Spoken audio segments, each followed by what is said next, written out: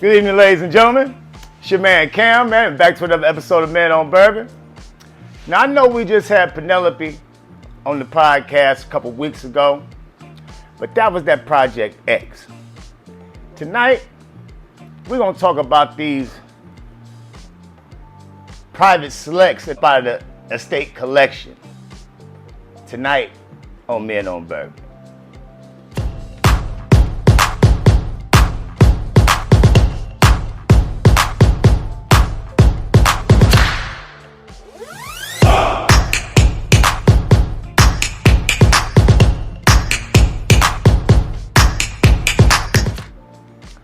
So yeah, man,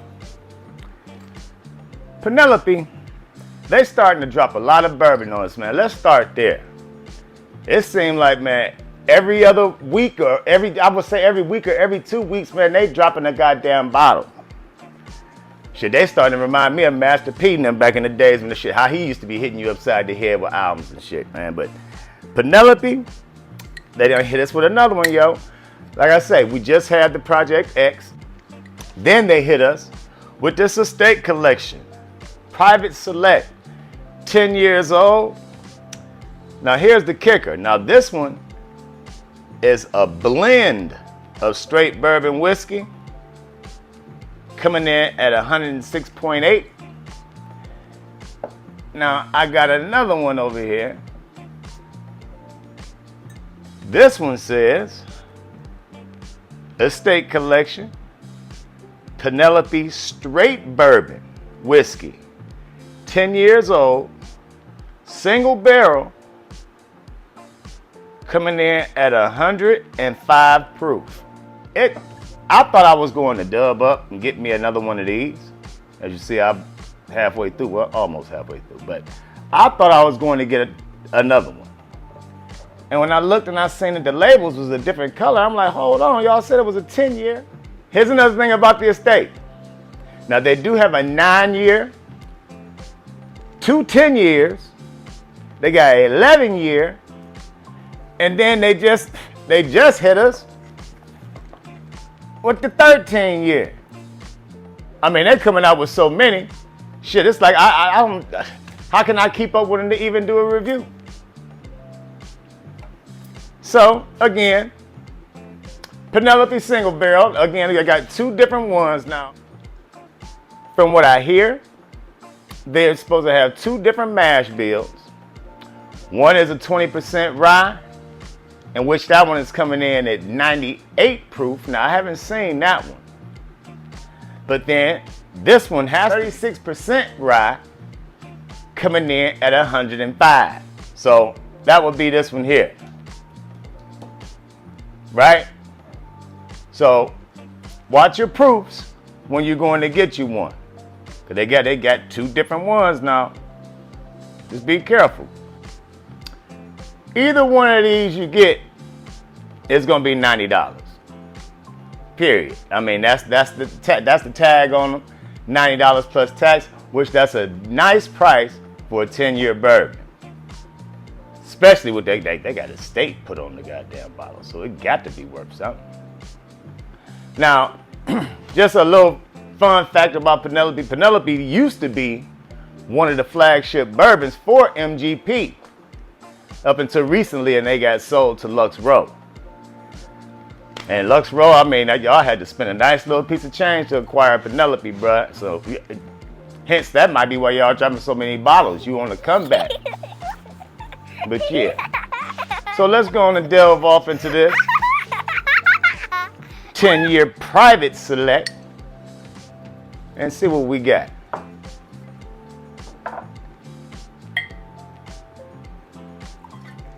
All right.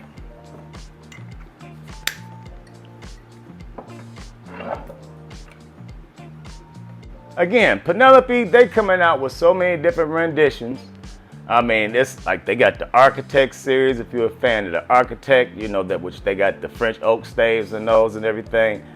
But Penelope, I mean, this is one thing I can say. They dropping so many bottles and so many flavors that they have. They definitely gonna hit your palate one way, form, or fashion. Trust and believe that. So they got something for you. All right. Let's go ahead and see what this do on the, well, hold on. Let's check her legs.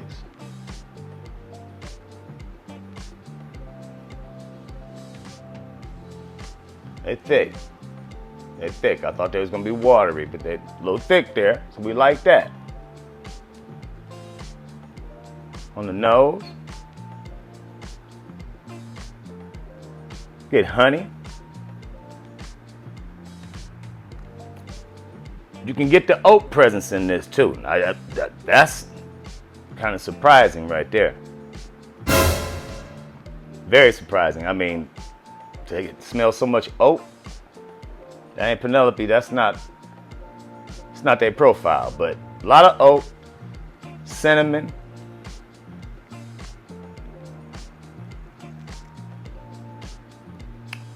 I don't want to say butterscotch, but I'm smelling something real buttery, creamy like. So the nose is kind of pleasant. So let's go and see what it do on the taste. Cheers.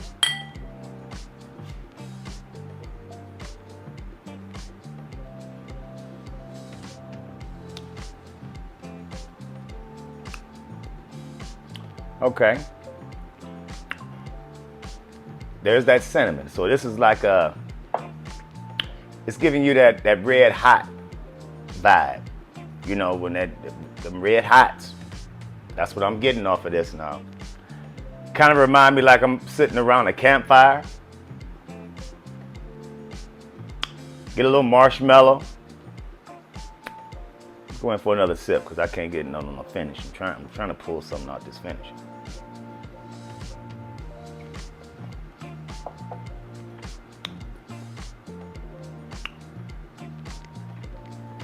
Okay.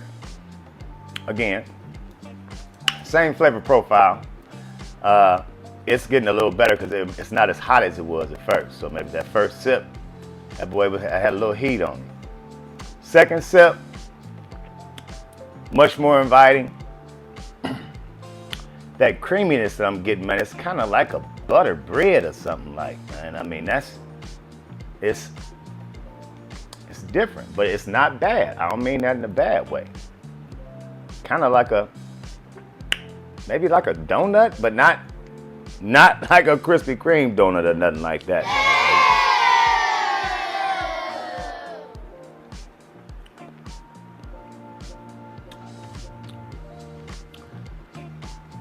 Okay. Now I'm getting that presence of the honey. It's coming in real sweet now. It's like a cinnamon mixed with honey type of sweet. Remember them little bears back in the day? They came in different flavors. It's little cinnamon bears and shit. This is what that kind of put me in the mind of right now. It's got graham cracker with that sweet.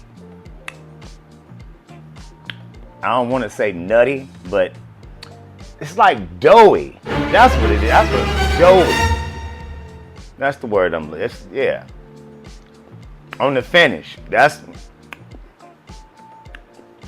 like dough. That's what I'm getting. That's what I'm getting. Like a good cookie dough.